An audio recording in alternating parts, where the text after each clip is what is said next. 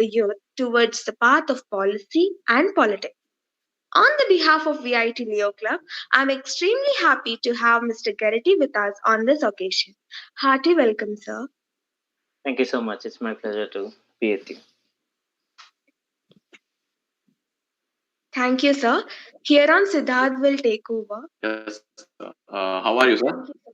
I'm great. How are you guys doing? Yeah, very good, sir. So before getting into the main theme of today, the Anti-Corruption Day, so let's have a quick insight on your journey. How did this begin and everything? Like you did your bachelor's degree in technology from Hyderabad, I guess. So and then you transformed yourself into a social activist. So how did this take place, sir? How did your journey start? Um, I have, I mean, like, since my high school, I always been very interested in what happening around, mostly current affairs stuff and what is going on day-to-day lives of the people. Then over a period of time, it actually developed as a strong hobby to understand things which is actually happening around us, involving in this. Social work kind of like I would say like a charity kind of works. Then one time I mean like when I actually attended a seminar by a Telugu politician, I would say political reformer, JP Narayan of Lok Satta. Then I actually seen these problems and also solutions for the problems that society is facing is actually had a much deeper reasons, and how we can actually tackle is one way is politics, and also other ways actually through the policy making. And but initial days, along with when I was in my bachelor's in Hyderabad, I actively involved with these organizations. There is a one organization I was actually helped to co-found is Youth for Better India, which was actually leading anti-corruption organization in Andhra and Telangana. Then also we worked with a few other organizations in Tamil Nadu and also Karnataka, where we actually did a partnership events with them. One organization is a Fifth Pillar, is very well known in Tamil Nadu, where they are known for creation of a 0 rupee note, where you actually give a 0 rupee note when someone is actually asked bribes. So then, then I was actually actively involved with the anti-corruption movement, Indian Against Corruption, and also Youth for Better India. Then I try to reflect in mid of the last decade, around like 2014 and 15, when I see how much impact I was able to actually make through activism. Then I actually try to tally it with other means of actually other means of achieving these. Then I realized public policy seems to be a better and also long impacting option than the activism. Then we started working on educating young people on various policy issues, and also asking some of the basic fundamental questions such as what is the role of citizen, what is the role of government, what is the role of businesses and market, what is the combination or collectively, I mean, limits and also possibilities of these three larger social institutions, how we can actually balance those, and also how we can actually build better policies which can actually help a lot of people. So this was a long journey. It was actually had a connection to each other. Then finally we actually running a public policy education organization where we actually do policy education, policy outreach, and also advocacy program that can actually promote ideas, that those which can lead a better life for each and every individual. So yes, sir, that was a great journey of yours. But then you were born in a middle class farming background family. how was the support from your family when you were into this all activist kind of social activities and all? So whenever there is a middle class family, they don't want their child to be involved in all these activities. They want their child to be well settled in a good job, any IT sector job. So how was your support? How was your family support to you when you were into this? Very interesting question. Um, when I was working, many people who worked along the same time, those are the time when we see very, very least number of people who is engaged in these kind of activities. There are some people who act engaged in charities, but not exactly on a political activism or a policy activism. And during those times, it was very, very hard to find volunteers also. And also, I don't think we could able to find people for our events or our training programs. Excuse me. Then I think 2011 anti-corruption movement was actually completely changed. So the people who, I mean, like the number of students joined into the anti-corruption protests or also the anti-corruption programs has been hugely increased. Then from there is a very, very fast trend that young people actually started involving politics. We can see now most of the students, one way or other, they try to involve in either politics or a political discussion. Politics, I'm not saying in partition politics. You needed to be part of a particular political party and engage with them. I'm not saying that way. When I say politics, politics is actually managing people. You can actually involving in smaller communities where we can actually organize. So the guys who's actually leading this Leo Club is actually doing a political activism actually. So and also you can involve trying to educate people about politics, political situation in India, political reforms. So the number of people who's actually joined after the 2011 Anna Hazare movement was actually very, very huge. Nowadays we will see a lot, especially in the recent years, a lot of people actually trying to understand what is public policy, what is a political reform means. Even recent farm reforms, a lot of people actually organizing these kind of events, trying to understand how these policies will actually affect either positively or negatively. So when we are actually started this, there was a skeptical all the time from the parents that people who engaged in these kind of activities actually neglect the education, and also they don't actually focus on their careers. That was a one thing people during my time actually faced along with me. Then I would be able to actually balance my studies and also with my activities so that I don't get huge pushback from my family. And definitely, they are not supportive initial days. And also, they never openly supported, because when they openly supported, I mean, they might think that I might actually do more of this work and then I might neglect it. But I completely leave the studies part. yeah. So they kind of being in very neutral. They don't actually oppose all the time, but they always give a certain push towards focus on education. But I was able to manage these two stuff. Then they are not unhappy with what I actually did. Then once we able to actually see a smaller impact we are creating, then they started actually supporting our work these days. Yeah, sir. And then you said about the 2011 anti-corruption movement. So we guys were too young at 2011 to know about all this. So can you explain more about that particular movement? What happened in that movement, and what was the impact that you guys have created? And I also came through a website which said that you played a key role in 2011 anti-corruption movement. Um, so 2011 anti-corruption activism was actually, I would say, like a tipping point of the Gen Lokpal bill.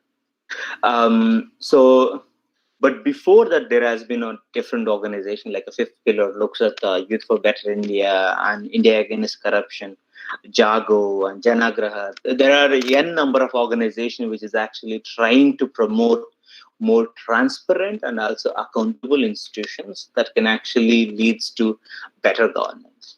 So, but these efforts has been very, very small. As I said, number of people who is very interested in these kind of activities in those days were very, very less. There was a times when we actually did a seminar just less than 10 people. I so But when we actually reaching out to the momentum, when Anna Hazare came into the public, then there was a huge momentum. And also we see unparalleled support from the civil society and also a lot of different groups like schools and um, associations, youth groups, and also some of the private associations. Every corners of the people actually rallied behind Anna Hazare. Um, so for this, there was a reason why. I mean, like it took us so long.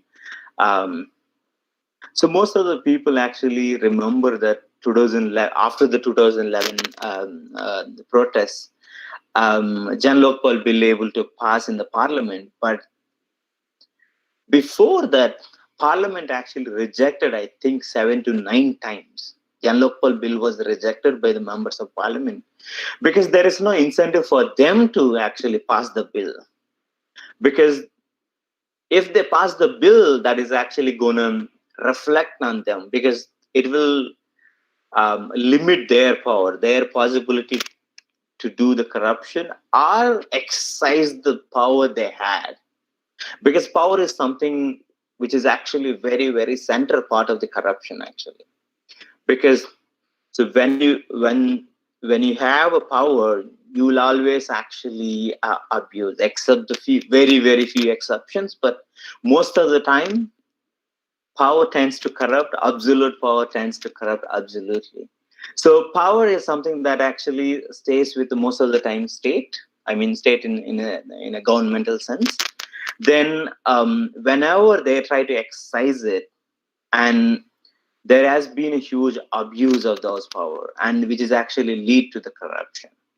Most of the times we see that when private people comes into the picture, then corruption happens. Because a lot of people, I as a private citizen and also you as a private citizen, we needed to actually gain certain services. Then sometimes we don't have an option other than the bribing.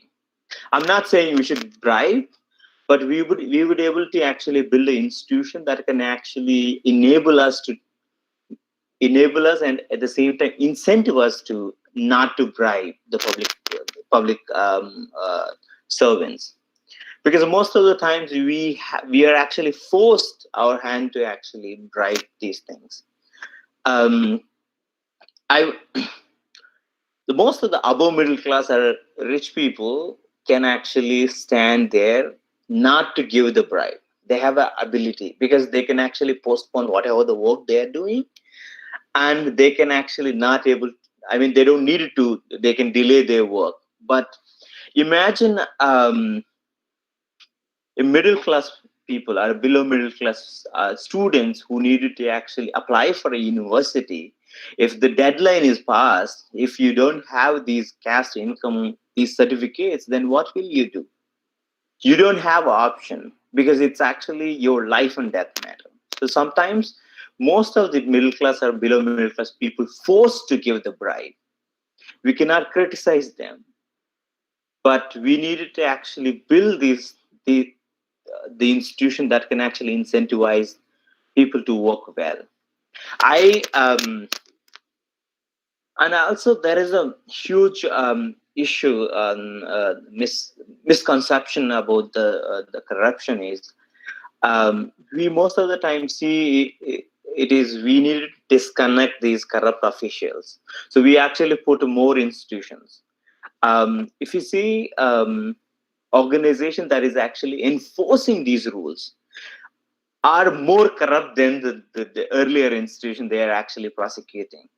because the people who is actually working these enforcement agencies have a more power than existing governmental agencies, though they become a more corrupt instead of actually enforcing it.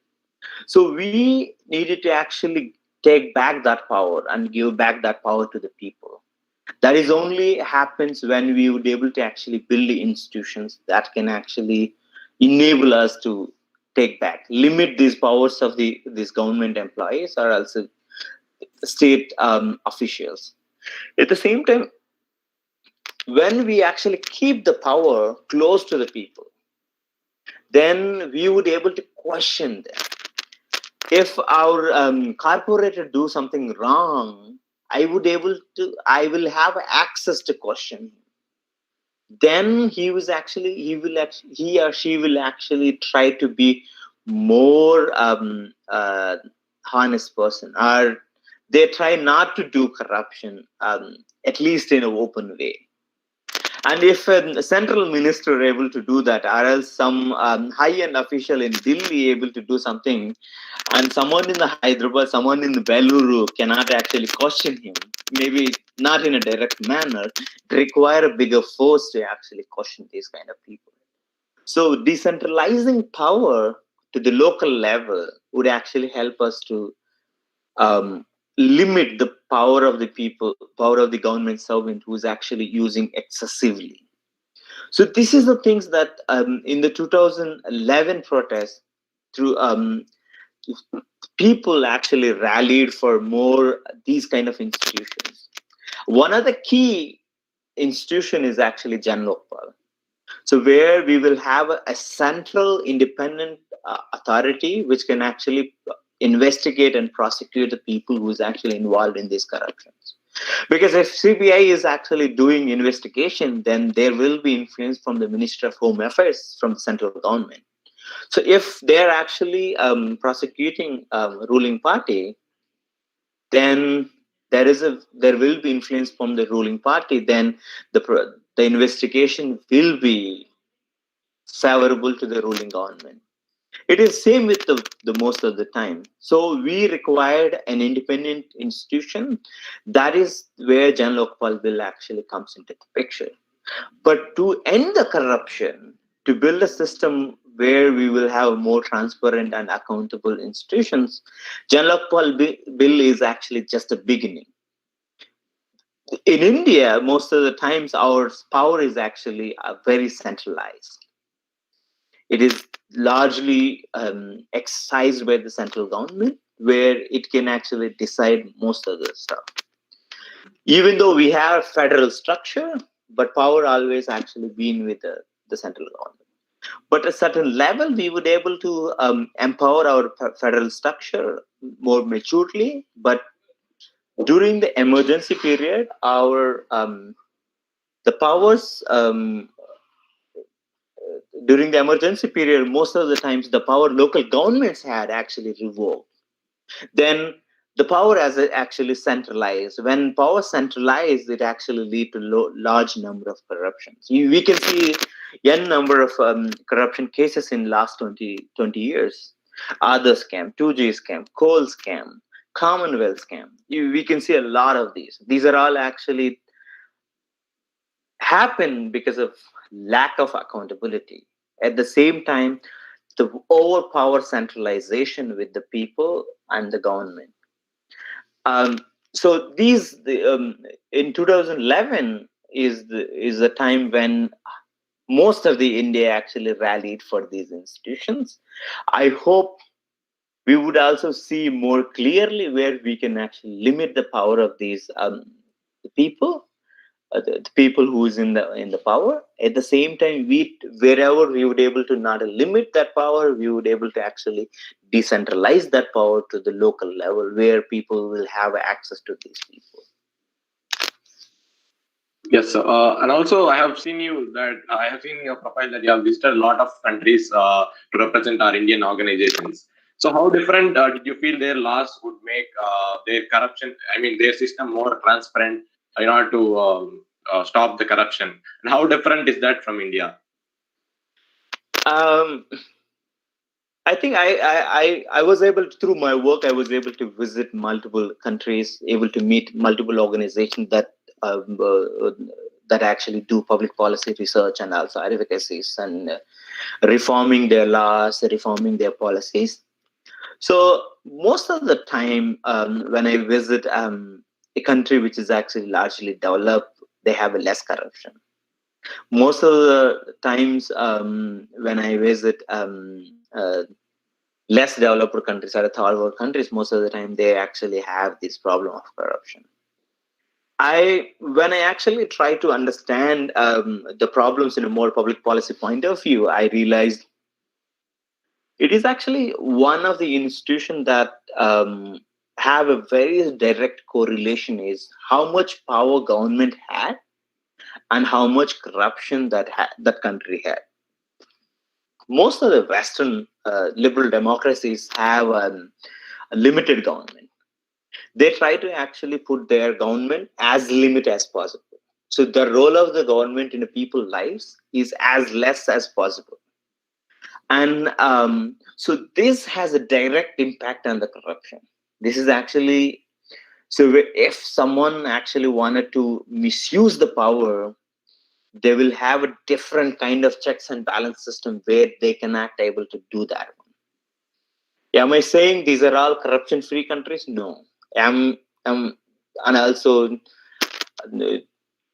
and I'm not also saying that they don't have a scandals, they don't have a corruptions, but at least they don't have as much as our countries, developing countries have. And this is a direct connection with the limited government. The democracies well function more efficient manner when they have these governmental institutions, or else I would say these constitutional institutions, where they will have a government, where they will have more effective media with freedom of speech, and also they will have a strong judiciary, which actually uphold the efficient manner, which uphold the rule of law more efficiently. At the same time, they will most of them have a freedom of information act, which is actually a right to information act.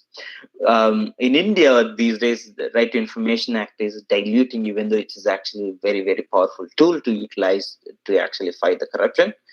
But these most of these Western countries have these institutions, and there is a very strong checks and balance system between executive branch and also parliamentary branch, legislative branch. So most of the time, executive branch always actually had limited by the legislative branch. If United States president wanted to actually wage a war or else wanted to actually make a huge law, it has to be passed by the Congress. Congress, which is actually parliament, equivalent to the parliament, which is actually most powerful body in the United States. In India, parliamentary bodies, I would say, like it's most of the times for namesake. Legislative bodies doesn't have much power. Most of the power actually with the prime minister or chief minister, and the MLS doesn't even know what is their role is actually, and most of the time they just actually sign or vote whatever the chief minister or the prime minister actually says so, because they don't even actually differs most of the time, even though they genuinely have a different opinion than the prime minister or a party they actually have. These institutions and check and balance system actually help them to build more transparent, accountable institutions. I think we are on that way. I'm not saying we are not doing well. We actually able to achieve so much in last 1 to 2 decades, but this is actually very very long road. Um, then we can achieve it, but we should able to see it, what is actually root cause of it. Then we need to dealt with the problems with a more open manner, with the discussions, debates with intellectual students and different stakeholders of um, these problems. Yes, let's hope India reaches there very soon. accountability and transparency in the system. India develops it very soon. Let's hope for the best. And sir, keeping all these aside, the laws and policies that the government have to make in order to stop corruption. So keeping this all the rules apart, so the change should start from oneself. Like who should take the responsibility? Is it the education system or is it the parents? Is it the who should take the responsibility that the person is being transformed towards a corrupt in India? So who should take the responsibility of that? I would say it's a collective responsibility. All of us have a unique role to actually combat this. One, we require cultural change. A cultural change. I'm not talking about a cultural in a social sense. Culture of governance. At the same time, culture of people, how they actually treat these government. Bureaucrats. Because before Right to Information Act, most of these elite group people who is in the higher positions in the government, they think that they're actually untouchable. I mean, no one can question them. There was a thing about this is Babka Sarkar. So no one actually can able to touch us. But Right to Information Act actually changes that one. Now everyone who is actually in has a huge power, at the same time who's considered as a elite persons in the society, now they know that they are in people's reach. They could able to actually people able to question them and also able to stop them if they did something wrong. There is a change in that one. At the same time, there is something that always miss we actually losing it is actually at a personal level, integrity and character and integrity are two important things that need to be promoted among the young people, which is actually losing most of the times these days. But I think we could able to do that one. I'm not saying about you needed to have religious moral principles. I'm not saying that one. Character integrity is being more honest, able, being able to act more genuinely, able to act in a more good manner with other people. These are the things I was talking about. Having a more integrity and character is actually something that we as a personally we can actually do. But something the legislative bodies, these people who is actually in the public policy and governance has to do is they needed to actually build a policy or institution that will enable good people to do good, bad people to do bad hardly. So this, if if there is a culture or institution that can help us to do good, more good, then that will actually help us. At the same time, they needed to build an institution that will actually harden if someone wanted to do bad, whether it is actually civil society, private person. At the same time, if he is actually someone in the government, if he is actually someone in the business. So we need those institutions. So even though if we put a bad person as in charge of our country, he shouldn't have a chance to do the bad thing. So we needed to build a frame, such a policy framework, such a constitutional framework. We had we would able to build a very great constitution at the same time, which has a lot of loopholes.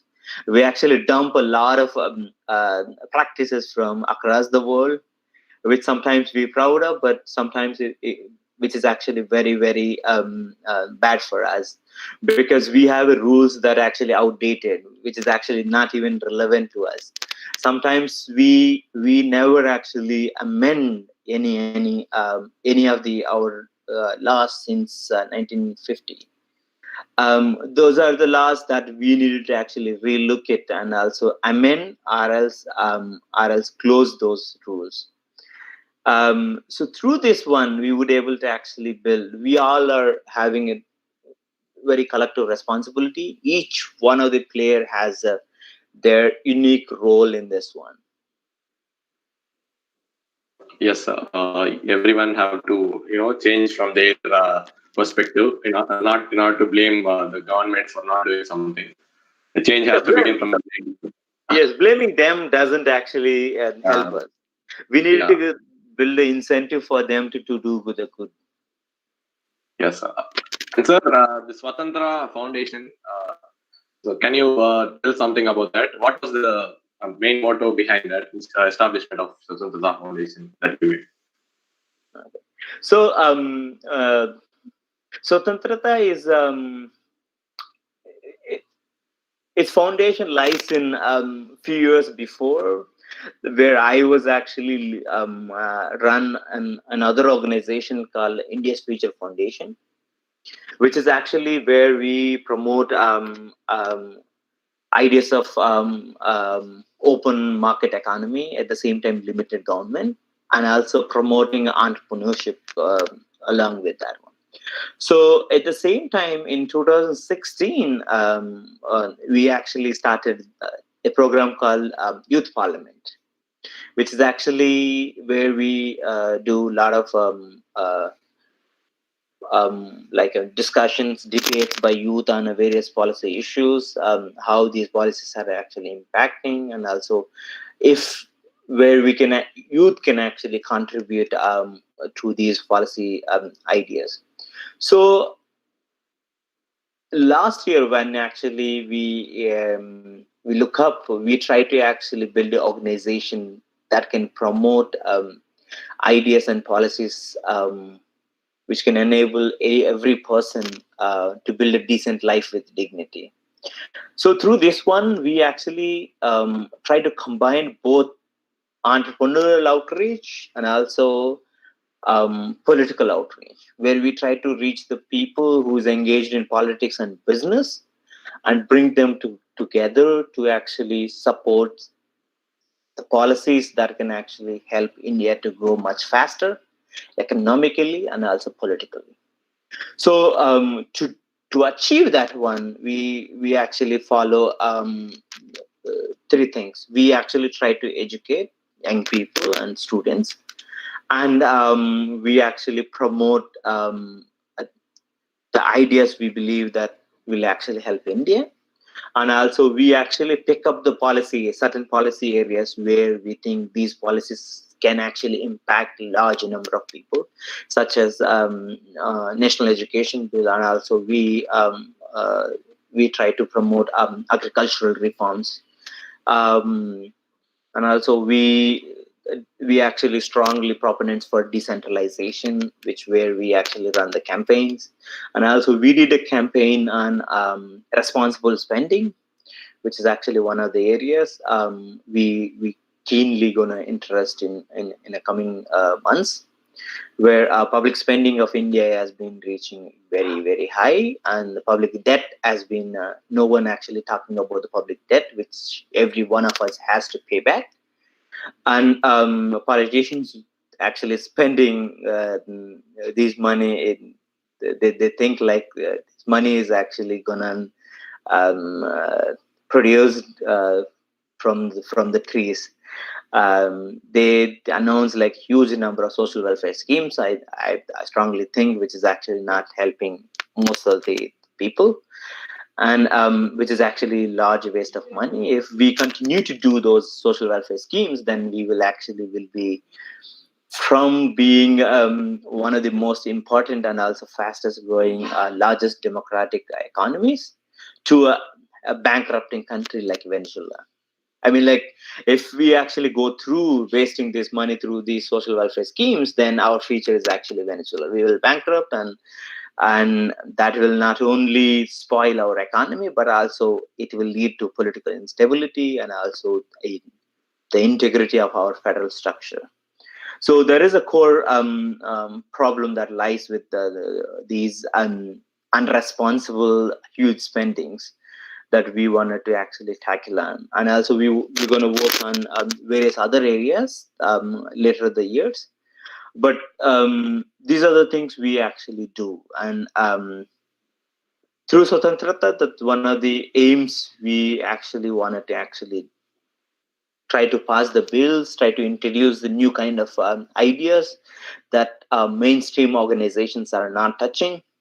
And also we we also entertain the new ideas, which is actually sometimes considered as a radical ones, such as free private cities or a competition between private cities, and also there is one thing called seasteading institute where people try to build long-term settlements on the seas where each these seasteading cities can actually compete with different cities where they can actually improve the governance of the I mean, like where we can actually easily test these ideas with these floating cities. So we are okay with entertaining radical ideas as long as we actually it doesn't actually harm anyone. We would actually okay with it, and we actually try to examine these ideas, and if these ideas going to work, then we definitely try to put up campaigns to reach out the younger people and also the entrepreneurs who can actually help us to build these ideas to become a reality. Yes, we wish you all the very best for all the future endeavors and for all the future projects that you are gonna do. Thank you.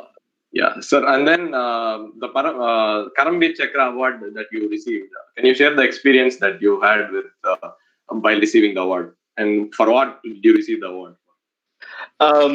This was a combination of my activities, both for anti-corruption activism at the same time public policy, and it was referred by someone who was actually used to work with me during the anti-corruption movement. Um, this is the award that I actually gave to the people who was actually involved in social work in a different fields. It need not necessarily for the political activism. Some people actually received it for their work in the media, their work in entrepreneurship, their work in the student activism, and so there has been a n number of very diverse set of people who's actually recipients of these awards, and it was a great experience to seeing a wide range of people and also their achievements, the way they're actually impacting.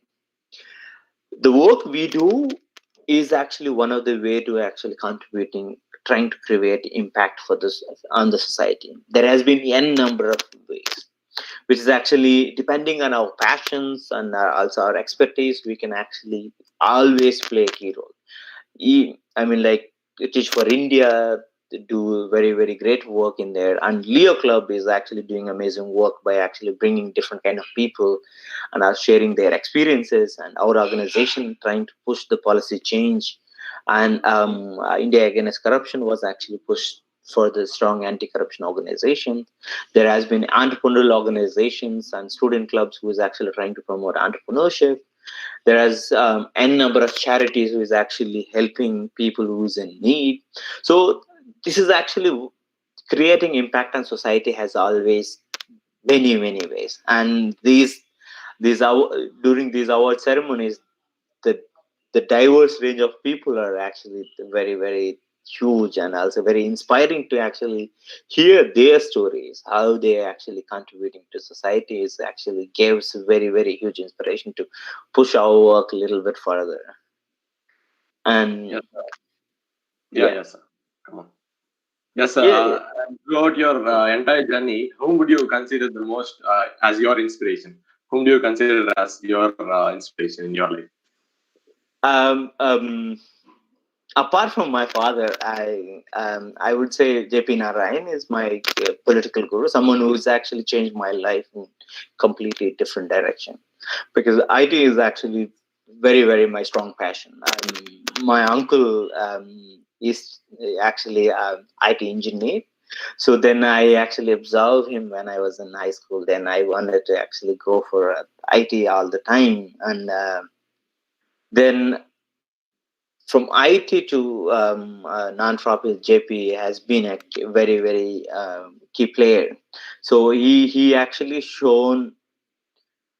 So before the JP, I was most of the time I was actually see charity is the way to, and I also see a lot of problems where we cannot able to help most of the times. and we wanted to actually solve those problems. And JP actually shown one of the way. So to solve poverty, you require more economic development. Economic development require better laws, better institutions, better policy framework. To do that one, you require political momentum for these ideas. So JP has been a key player of how I actually see the problem, and also what can be done. He actually shown the way to actually do that one. Then I had a multiple times, which is actually change very different directions, but towards larger goal, way to impact the society. So one of the trainings I actually took in Germany was one of the key momentum for me, which actually gave more understanding on these aspects. What is the government? What is the role of the government? How civil society is important? Why media is important? What is the roles that state and civil society and markets has? So what kind of ideas that can actually helps us? What ideas that can actually harms us? These seminar give me a different perspective. So that give me curiosity to understand these ideas. So so many countries are developed so fast. So I become a student of understanding these countries. I mean, like how they would able to achieve this much growth, economic growth, social growth, and also in terms of human development aspects. And also I started studying what kind of ideas that are actually stopping the people to, to actually achieve better, our countries achieve much better. So it become a hobby. Whenever I visit a country, I always try to look the issues in that manner. So if I visit certain country, so if their transportation, public transportation or local transportation is good, I try to look up what kind of policies they actually bring into the picture and which actually lead. And also I check the cultural changes. So what kind of ideas that actually change a culture, both in a social and political senses. And it gives me hope, because a lot of countries has a very inspiring stories, including India, because India has seen a phenomenal growth last 2 decades, and no one ever thinks we actually bring millions of people out of poverty. And that was a huge story. So there has been a small stories that actually creating a huge impact on various manners, which sometimes we directly cannot able to see it. But I think that seminar training program there in Germany was actually also another center point of my life, which actually turned me a very different direction. Yes, sir. And then, what according to you is the success, sir? Have you achieved it in the last past campaigns that you have did, or you are going to achieve it further? What do you consider as your success to your life? I would see success is something I would put it as a, if I would able to do whatever I thought to do by the end of the day, that is success for me.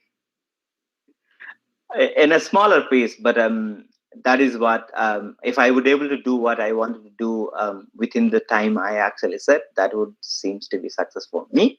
But success is I would say like a constant. You needed to actually, because Yeah. sometimes if I actually get a job, is it a success? Or if I actually able to get a more higher roles in that job is a success. I mean, like achieving one level is a It's a success journey. always. Rather So than it's considering this as a constant. destination, we can consider this as a journey. Like Yeah, success, journey. your So whole. I would put, if I would able to do whatever I want to do by the end of the day, then this day is actually successful for me. Then every day I have a target. I can see my successes. Then it gives a certain positivity to us to actually move forward, because Yes, every sir. day you have a, yeah. Is there any particular thing that you have to achieve you wanted to achieve in your life? Like create awareness regarding corruption to entire India, make India corrupt, something like that. I would say for that one, I would say making India out of absolute poverty is something that I would like to see. But I mean, like, I'm not the one person who can actually say no one, because I mean, like, it's a collective thing. But we can actually contribute that larger goal with the smaller targets, where we can actually try to bring in new laws, reforms to the existing laws, and also we can create awareness on the people where they can actually create impact. But I would say, I mean, eliminating absolute poverty is something that I would like to see, not only in India, across the world. That is something, very, very first thing that we needed to tackle as a collectivity. Yes, sir. And there is one more question from the chat section. One of our viewers asked this. So, what do you think is the future of Indian political system, sir? And how should it transform in order to form a better India? There was a time when I told you German seminar was something that I take as a very personal turning point. Um, Indian politics, are most of the developing countries' politics, not an ideological based. Most of it actually mostly believe same ideology because of the dominance of the Congress Party. Because Congress Party has a certain ideals, most of the time it actually, even though there are other parties had competing with the Congress Party, but their ideals are same. If you take a DMK, more or less their manifestos are same. How they actually see is same. The political, most of the times in the Western world are the developed, I mean, like the well-established democracies, developing countries. You see, political parties are divided by their ideological position or their worldview. Worldview is something that every political party must have, how they see the world, how they actually approach certain problems. You can say like a socialist, liberal, conservative, or a communist. These are all the ideals that actually runs most of the Western world, or else most of these developed countries. So Indian political parties doesn't have the worldview. Most of the time, they just go with if if any of you watch, there is a very, very good movie in Kannada called Humble Politician Nugraj. I should suggest to watch, where this corporator wanted to create a manifesto. Then he don't know what is a manifesto means. Then he actually took a manifesto from other guy, and he told his assistant to add it to. If they're going to actually give a one color TV, we will give a two color TVs. If they're going to spend 100 rupees, we're going to spend 200 rupees. So most of the time, political parties are same. They're same side of the coin, and they're not actually competing ideologically or are policy oriented. So when the political parties or Indian political environment actually move from actually doing a politics to actually issue based or ideological based, then there is actually definitely a progress. I'm I see certain problems in one way, and some other people sees. I'm actually support the form reforms done by the BJP, and then someone else actually opposes in intellectual level. Then there will be intellectually stimulating conversations. Then it would actually result more productive manner. If parliament, imagine if a parliament session is run on the merits, demerits of the policy, or then idea. I mean, like if parliamentarians actually discuss, debate on the merits and demerits of an idea, that would definitely change how we actually solve the problem, and also it actually increase the efficiency, effectiveness of that idea or policy. But now it's not happening. See local assemblies, even parliament is more or less same, but at least parliament has a better standards than the local assembly. Most of the time, local assemblies has always the politics has been to the personal level. They're criticizing a chief minister or MLAs at a personal level, what they did, what they're not done. There is no single very, very interesting intellectual conversations in the parliament. Our legislative bodies not doing what they're supposed to do, then they're doing everything they they're actually not supposed to do. So if the political climate change towards more policy ideological orientation, then we will have a better results. This is something actually we don't see in any well developed countries. Most of the times, I'm not saying ideological based political parties will actually give better results, but it actually gives at least a better sense of understanding for the people on these policies. Imagine Rahul Gandhi and Narendra Modi had a heated debate in a parliament on a certain bill only on merits demerits of the policy instead of focusing on personal agendas, personalization. Then most of the media will cover, most of the organizations will actually discuss about it, most of the people will actually think about it. Then it will actually become a more effective policy idea. So I would say if we would able to, I had an idea one day if we would able to achieve that level of political equality, then that will be start for I think almost a new age in the politics of India. But I hope it will. I mean, like recent years, number of people who is actually participating in public policy is actually increased a lot. Then indirectly, these participations actually enabling political parties to focusing on their policies or their ideas, how they're going to actually solve the current issues of India. So I'm optimistic. Definitely there will be change, but I'm afraid it will be slow. Yes, sir. Let's hope for the best.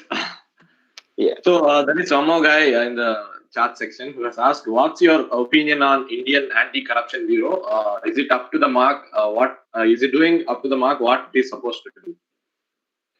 Uh, Again, it's a problem of independence of the institution.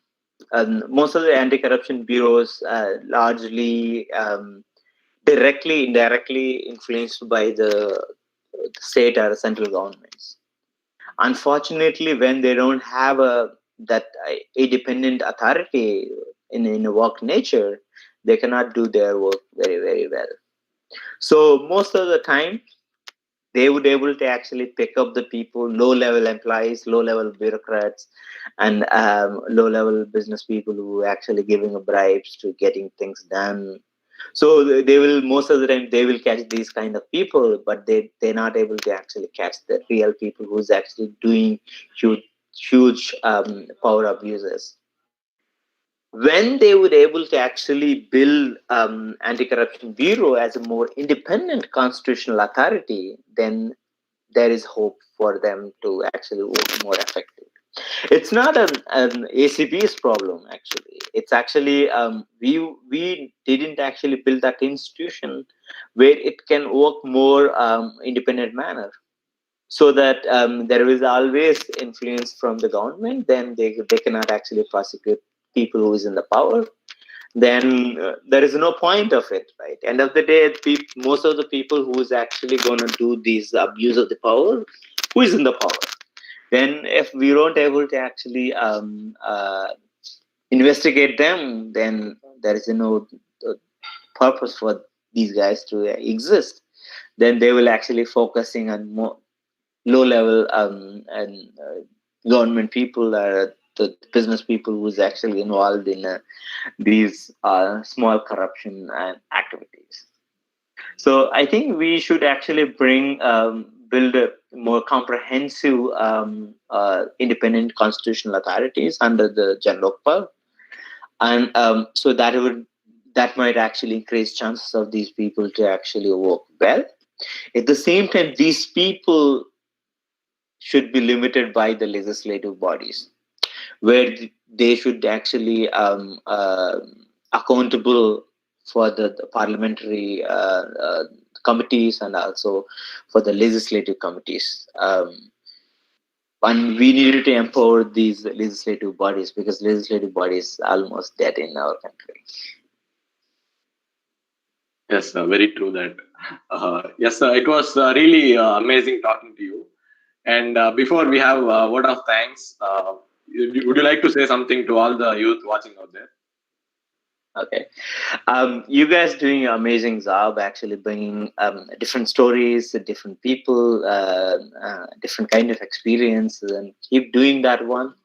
And as a personally, most of the people actually think that world is actually not doing well. We are actually going through some of the worst times of our period, but unfortunately, it is not true. What data suggests is actually we are actually living in one of the best times of ever in the human history.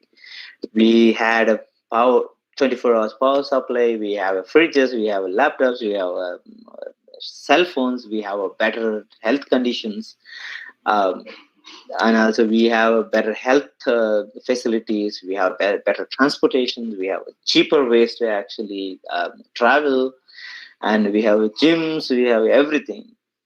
I'm not saying we achieved everything, but when you compare 10 years with this one, we actually went very, very, very advanced level. So we needed to actually see our achievements positively, and we needed to actually trying to understand what kind of ideas, policies that enable us to actually achieve this stuff.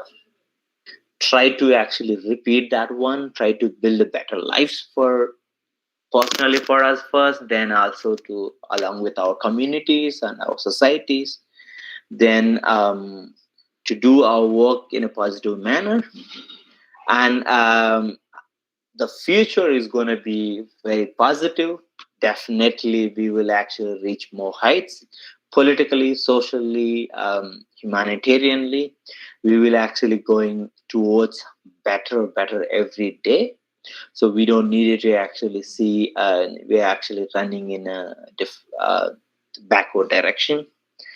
Keep positive and also trying to actually involve whatever the ways you guys can actually involve in a, either social activity or entrepreneurial activity or your community associations. Do whatever you are best at, and bring the change along with you. And all the best to all of you. And I think WIT actually produced a huge number of quality graduates and students across the years. I think you guys definitely will actually make a larger impact uh, in a personal lives and also in a community level. And all the best to all of you. And thank you so much for having me. And I really, really had a very, very good time with all of you. Sir, Yeah, thank sorry you to very much, interrupt. sir. My friend Samarth has two questions. So Samarth, Sure. hello Samarth. Yeah, Samarth. Yeah, Samarth, you can ask.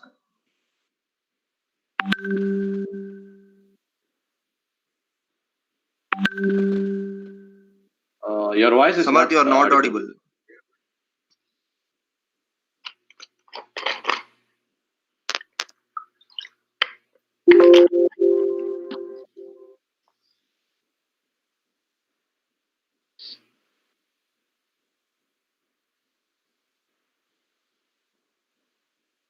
Yeah, sorry, sir. I think there is an network issue from his side.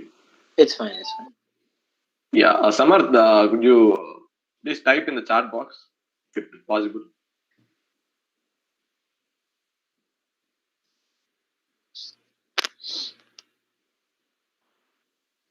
Yeah, Sir, I think he's typing in the chat box here. Yeah, no yeah. problem.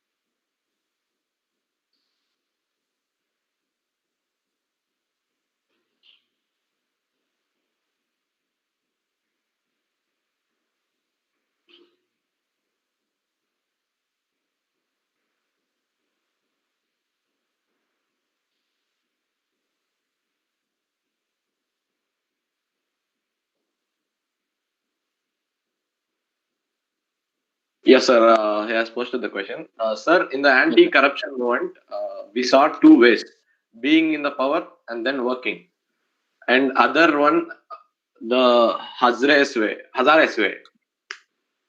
So then, I didn't get the question. Which one would you choose?